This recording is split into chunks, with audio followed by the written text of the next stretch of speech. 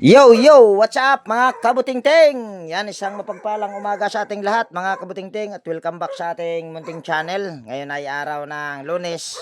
So, hanap buhay na naman tayo at mayroon na naman ako ditong home service at andito tayo ngayon sa Barangay Malupaw. Sakop ito ng Sugod. Bale, yung may-ari nito ay nagkita lang kami doon sa Sugod noong Sabado. Kaya ngayon araw ng Lunes ko napuntahan. So, ito daw ay hindi na gumagana mga kabutingting. Marami nga silang labahin. Hindi sila makapaglaba dahil sira yung kanilang washing machine. So, try natin itong i-repair kung mare-repair ba natin ito. Yan, disclaimer lang pala mga kabutingting. Lahat po ng video na ina-upload ko sa aking YouTube channel ay based lang po sa aking experience at hindi tayo dito nagmamagaling. So, saksak muna natin itong ating extension dito sa kanilang extension. Baka may bahaw dito. No, no, no, no. Bahaw. Ayan, saksak natin dyan. Okay ba tong extension? Ano nyo dito, te? Ayan, okay daw. So, saksak natin. Ayan. Tapos, ikot lang natin yung wash timer. Ayan, tumutunog naman yung wash timer. Antayin lang natin kung ito ba ay may ugong. Wala malang kaugong-ugong. Ayun, umugong. Umandar. Tayo natin kung mag-reverse. Oh, umandar na te. Mukhang wala na naman tayong gagawin ito. Umaandar. Ayan oh. Check na lang natin ito mga kabutingting dahil nandito na ako. I-check na lang natin te. Ayan. Sabi mo hindi umaandar naman pala. Kamatis na. Yan, check na lang natin ito. Kasi kanina hindi siya umandar, pero bigla na lang umandar nung inikot ko yung LC. So, tignan na lang natin. Ikaw talaga te. Yo. Wa lagi na umandar. Hatod ko ni mo tikon nyo ha. Kuan lagi pero di mo ikot. Ayan. Bale, tingnan natin itong kanyang kapasitor. Tingin ko naman hindi lumubo yung kanyang kapasitor. Dali, tanggalin natin ito. Ni-repair na rin ito mga kabutingting dahil kung makikita nyo mayroon ng electrical tape.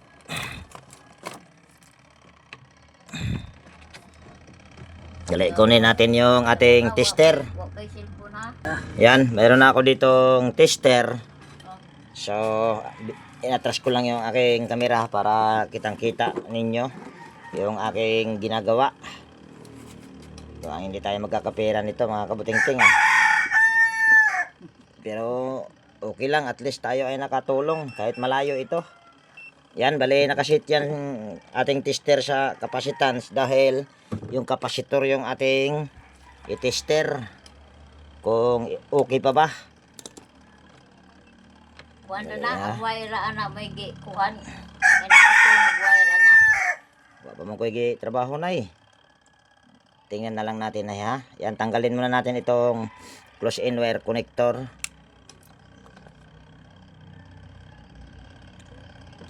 Ayan. So, ito yung linya ng kapasitor, yung hawak-hawak ko. Ayan, kita naman yung ating tester. Pag mga ganito mga kabutingting ay 11 UF ito. Tingnan na lang natin. Tingnan natin kung 11 UF ba. Ayan, 10.60 pa. Ibig sabihin, good na good pa yung kapasitor nito.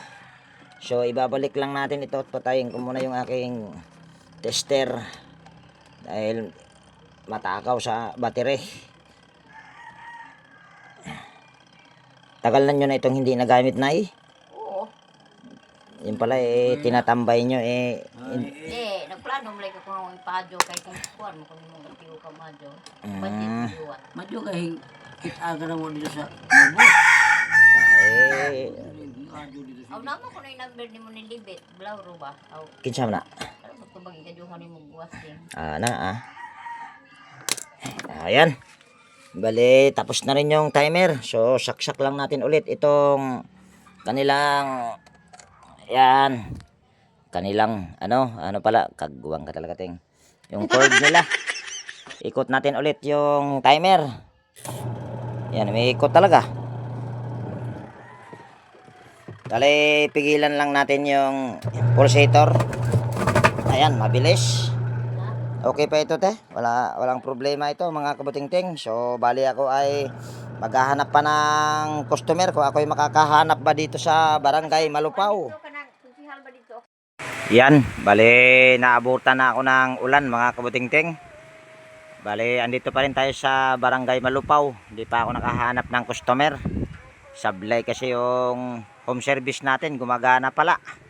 So patilahin ko lang itong ulan at ako'y maghahanap pagka tumila na. Sana makahanap pa. So yan, bali nakahanap din tayo ng gagawin, mga kabutingting. Medyo minalas tayo doon sa Malupaw dahil maulan kanina. Yan, bali ito ay single tab na washing machine. Ang brand nito ay White Westinghouse 6 kilograms. Ito ay ni-repair ko na ito dati, mga kabutingting. Medyo may katagalan na rin. Solid na rin yung may-ari nito. Kaso, ewan ko kung ano nagiging problema. Yan, bali saksak na lang natin ito para malaman. Grabing lakas ng ulan dito kanina. So, yan. Ikot natin yung wash timer.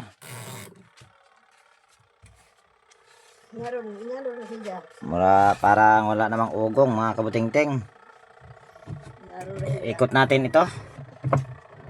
Ayan, malambot naman. Pero kahit ugong ay wala. Nakagbuwang na. Nakasaksak na to, Nay. Ayan, nakasaksak na daw. Ayan, bali ito ay ating tignan kung marirepair ko pa ba ito. Dahil nirepair ko na ito, mga kabutingting. Ayan, dito tayo sa likod. Ako, kinalawang na yung mga tornilyo. Dali, kuha muna tayo ng gamit. Ayan. Tanggalin lang natin itong dalawang tornilyo. Buti umikot. Kinalawang na ito. Medyo may katagalan na rin itong ni-repair ko. Ang nagiging problema nito dati ay motor. Ngayon, posibleng motor pa rin. Ayan na. Pero napakaganda pa ng motor nito, mga kabutingting. Ayan na. Halos wala pang kalawang. So, dito tayo. Putulin natin itong cable tie. Tapos, ayan, una, dahil wala itong kahit ugong, dali, ayos natin yung ating tripod. Check natin itong kanyang fuse, or tignan muna natin. Ayan, okay pa ang fuse nito. Para makita nyo, ay tester natin. Dalihat, kukuha tayo ng tester.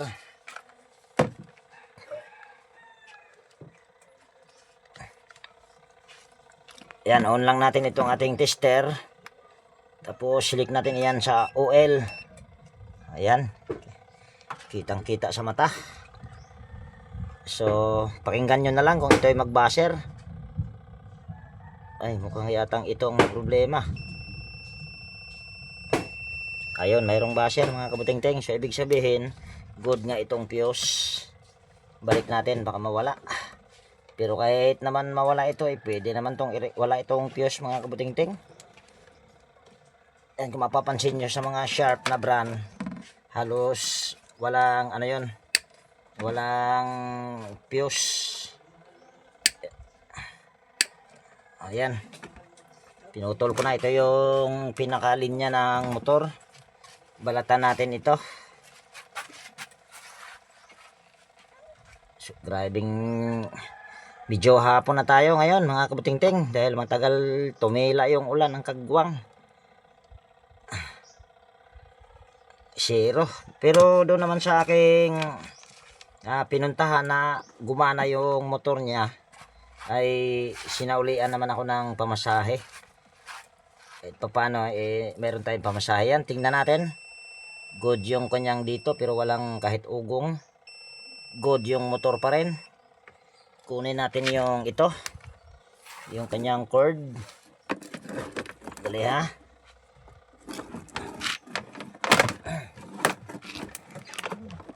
Taganan yung ano, bayaan na.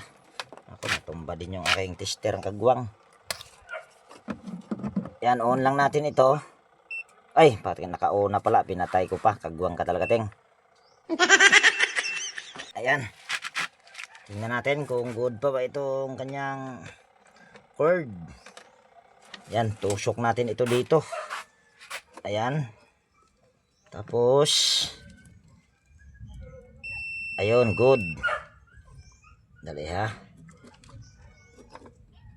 Lipat naman natin dito. Tapos, ayan dito. Tusok natin dito. Oh, yan. Good din yung kanyang cord. Or saksakan. So, posible itong nandoon ito sa taas ang may problema. Kahit ito ay okay ito dahil bumalik na sa zero. Ayan o. So, bubuksan ko muna ito. Yan, itong mga dalawang tornilyo. Para malaman natin. Check natin dito dahil okay yung cord, okay yung motor, okay rin yung fuse. Tapos kahit ugong ay wala. So, dito tayo mag-check. Ayan, bali natanggal na natin yung tornilyo. So, angat lang natin ito. Ayan, mukhang pinalitan ko na rin pala ito ng wash timer. Pero yung timer niya, tumutunog pa. Dali ha. Dami tayo ng tester. Dahil kahit tumutunog yung timer na yan, kung wala ng contact doon sa ilalim, pwede pa rin yan ang nagiging problema. Ito parang nilive ko yata ang pag-repair nito dati sa pinakamotor niya. Yan yung lagay natin dito yung test probe sa common. Tapos ikot ko muna ulit yung timer. Saan na ba yung kagwang ha? Ayan. Hawakan ko lang yung aking tester. Baka malaglag na natin. Dito sa kabila. Ayan, mayroon. Antayin lang natin na tumigil. Lipat natin dito sa kabila. Good naman din yung timer. Pero bakit ganon? Sigurado kayo na okay itong extension nyo, boss. Dahil lahat ay okay. Dali ha. Kukuha tayo ng extension ko ang aking gagamitin, mga kabuting-ting. At ibababa ko lang din yung aking tripod. Baka extension ang may problema. Dahil okay yung timer, okay yung motor, okay yung fuse, okay yung cord. Ang hindi ko na lang na check yung kanyang kapasitor. Pero kahit sira yung kapasitor, uugong pa rin dapat. So, bababa ko lang yung aking cellphone. Tapos maghanda rin muna ako ng extension. So, ayan. Bali, kuha tayo ng extension. Tapos, andyan na muna yan. Saksak, boss. Ayan. Habang isinaksak yung aking extension, kung saan nila isasaksak yon ay i-wirings muna natin itong nandito dahil pinutol-putol ko yung mga wire dyan. Kaya kailangan natin itong i-wirings ulit para matesting natin.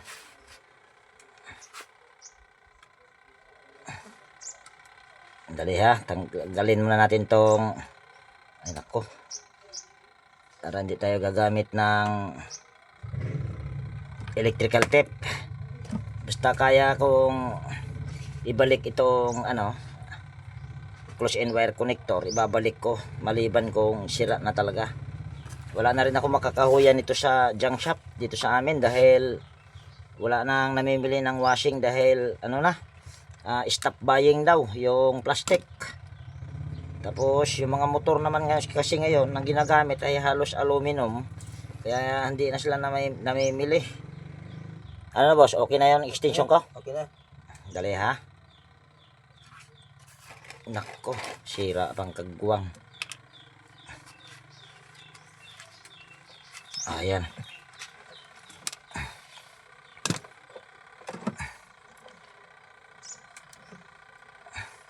Hirap maghanap buhay ngayon dito sa amin, mga kabuting-ting, dahil maulan. Ayan. Saan ba?